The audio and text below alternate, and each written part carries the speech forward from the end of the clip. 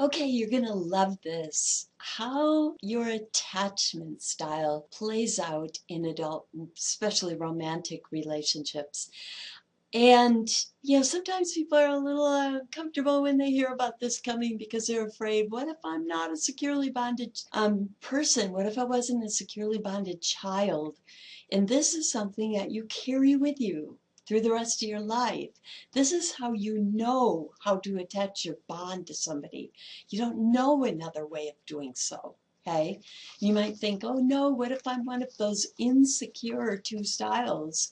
And does that mean that, I'm not capable of having um, a quality partnership or marriage in my life? And that's not true at all. Okay. In fact, almost half of people are not securely bonded.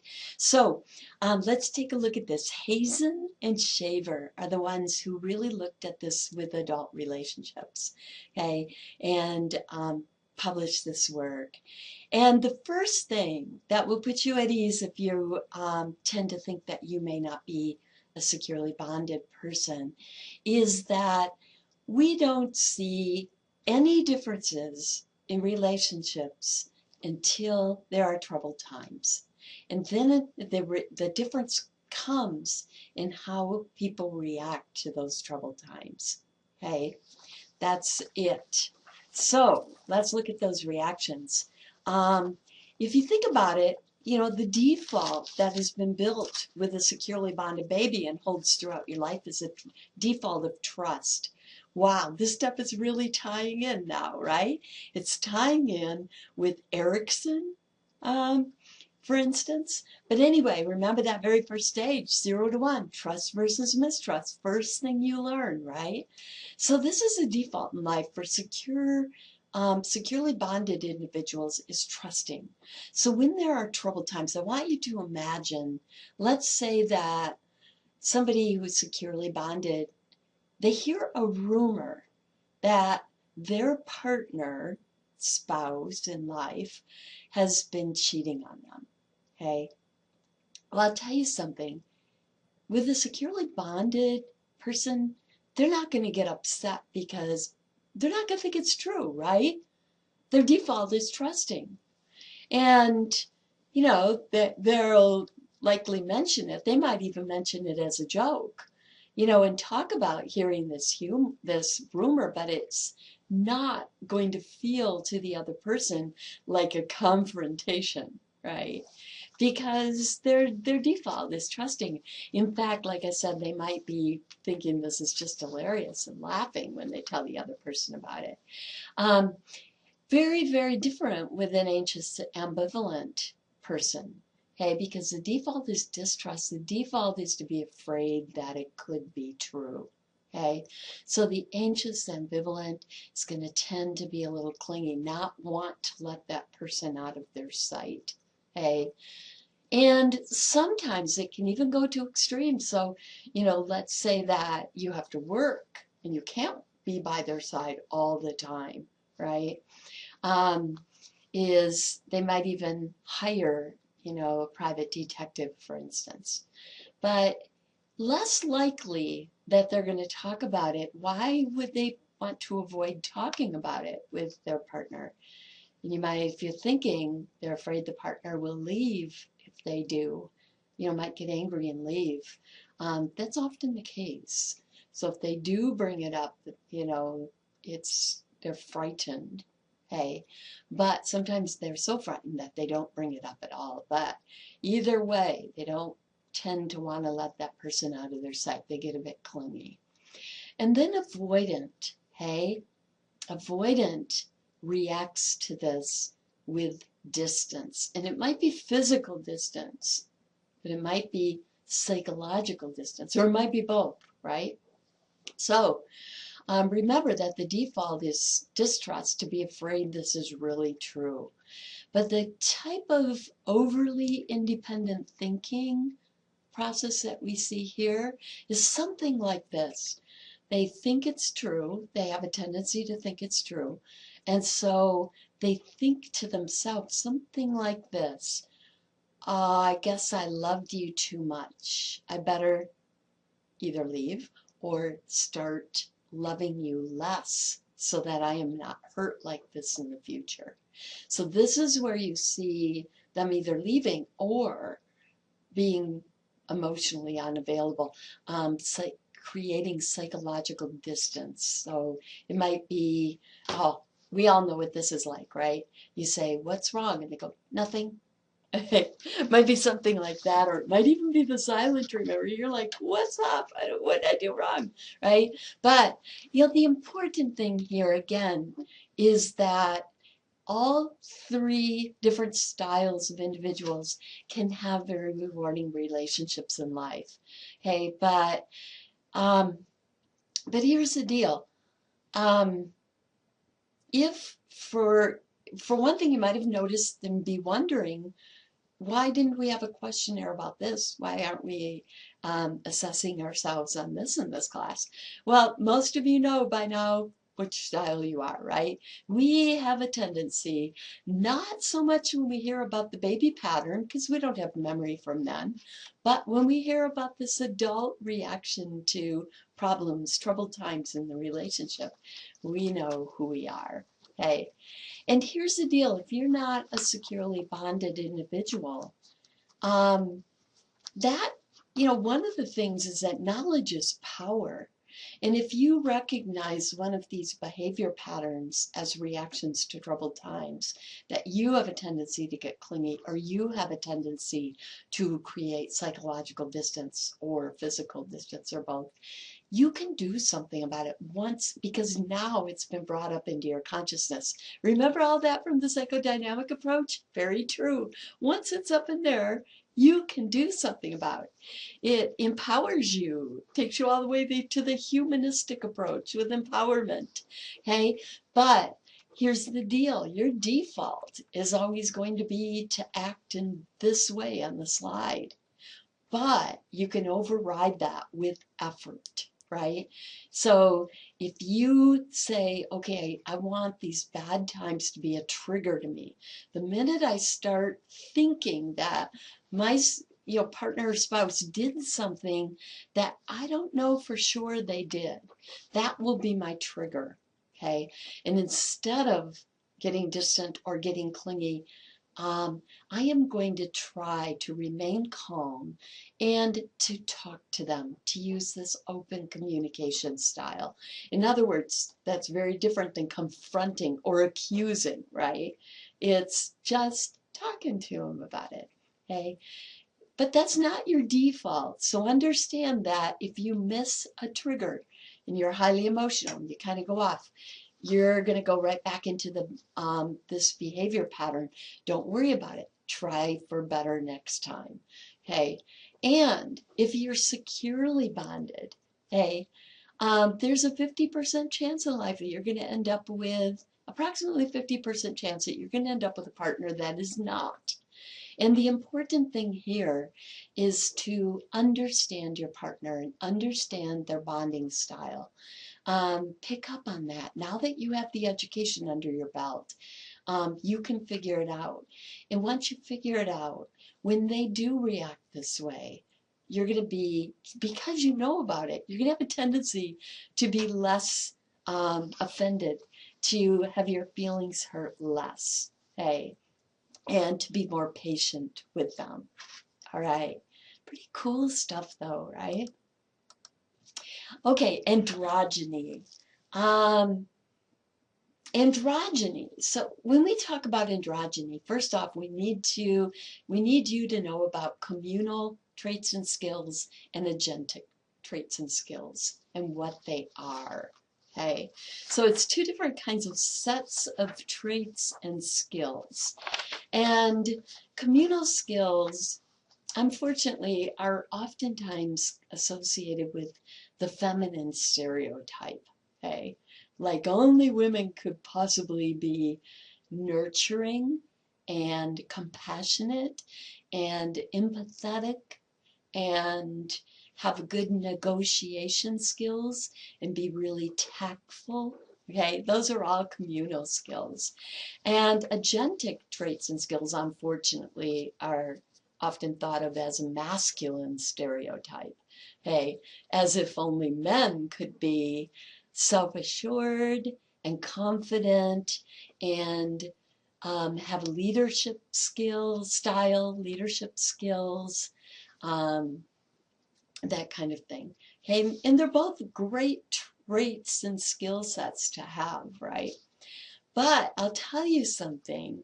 This stereotype was so deeply embedded in our culture in the United States that until more recently, this was actually being measured in a dependent way. So when it was measured, your final score at the end would be somewhere between 1 and 7. Okay? And so looking at the scale, tell me this. If somebody had super high communal skills and super low agentic skills, what would their score be around? And if you're thinking of 1, you are right. Okay, so that means if they had really high agentic skills and really low communal skills, their score would be 7. But tell me this, what if they were medium, what if they were low on both? What if they were really low on both sets of skills? Some people are. Okay, what would their score be? And if you're thinking it would be a 4, no, that's medium at both sets of skills. Okay? And what about if they're high on both sets? What would their score be? There's no way, right, to score high on both sets because they've been set up dependent from each other, dependent on each other. They've been set up in the actual measurement to be dependent on each other. And a researcher by the name of Bem was the first one to point this out. Okay, to unveil this, to bring it to people's consciousness, and to create an independent measure. So when you are completely done with Bem's scale, okay, you can end up in one of 4 different categories. So it's broken up in 4 different categories, but you see it's high and low, right? So you can be high on communal and low on agentic, or you can be high on communal. I'm sorry, this one, top one, that's a typo. And we're going to go right in there and fix that. So that masculine sex type is high on agentic, of course, and low on communal. The opposite for feminine sex typed. And then we've got androgynous, which is high on both sets of skills. And then we have undifferentiated, which is low on both. And I like that they put masculine sex typed, right, and feminine sex type, because anybody who knows anything about the theater knows that being typecast is a bad thing. It's very limiting, right? So some actors, for instance, who start out in comedies can never do a serious role because they've made it big and people associate them with the comedies, and they try to be serious, and people still tend to see a smirk on their face and think they're joking. But it's a very limiting thing, and that is the point they wanted to get across when they named these masculine sex typed, feminine sex typed. And then androgynous, meaning high on both sets of skills and undifferentiated, low on both sets. Okay. So now let's look at some androgyny research. Okay. And the thing is, a lot more people are trying now. A lot more people in younger generations, younger than my parents, certainly younger than yours, are really making an effort to develop both sets of skills now that all this research has pointed to all these advantages in life. Hey, and sometimes even in the way they look, as we see on this slide, examples of. But anyway, let's look at the research. So with first impression studies, researchers provided hypothetical descriptions of men and women of each of the 4 types. Okay? Androgynous men and women were liked more than their counterparts. So when that description was written up in an androgynous way, people like them more than the other three styles, okay? All three of the other types of styles.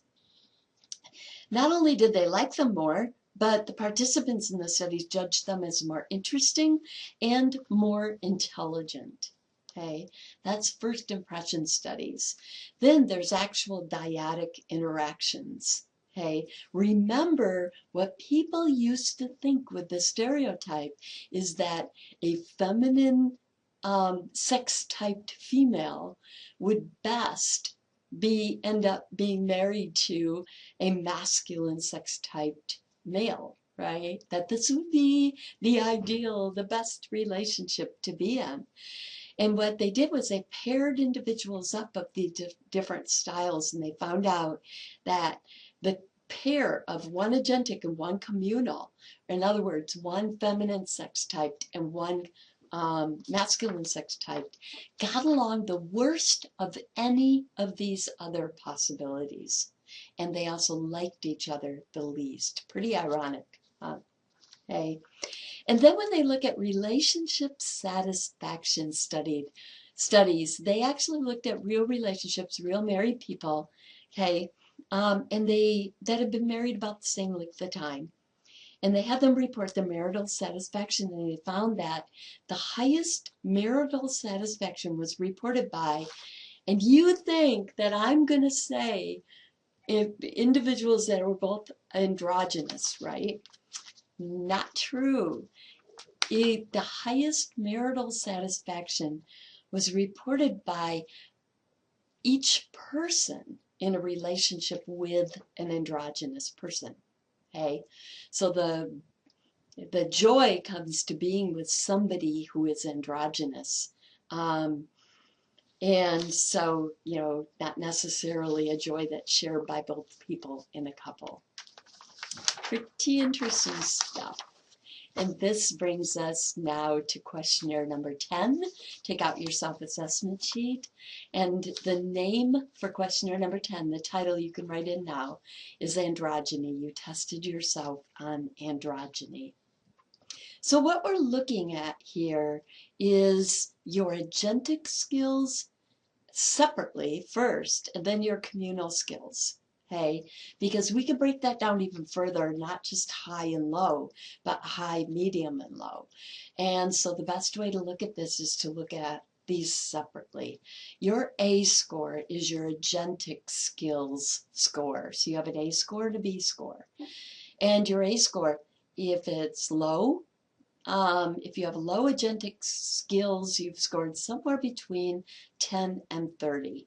If you're medium on agentic skills and traits, then you're somewhere between, you scored between 31 and 49. And then if you're high on these skills, 50 to 70. And the same is true for B, your communal skills.